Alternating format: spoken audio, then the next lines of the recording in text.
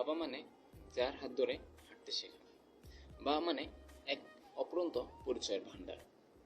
বাবা মানে শত কষ্টের মাঝেও হাসি মুখে বাড়ি ফেরা। বাবা মানে সন্তানের জন্য সবসময় দোয়া করা। বাবা মানে সন্তানের জন্য বটগাছের ছায়ার মতো, যা সবসময় ছায়া দিতেই থাকে। বাবা মানে এক যোদ্ধা। বাবা মানে ভয় কিসের, আমি আছি তো। বাবা মানে শত কষ্টের মাঝেও সন্তানের জন্য 2 টাকা বাঁচিয়ে রাখা। বাবা পাশে থাকলে মাথার উপর যেন একটি ছায়া হিসেবে থাকে। সারাদিন কষ্টের মাঝেও থাকলেও আবদারে কখনো ত্রুটি রাখে না।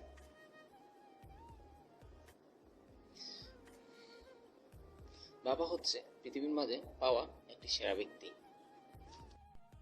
বাবা, তোমায় কখনো বলা হয়নি তোমায় কতটা ভালোবাসি।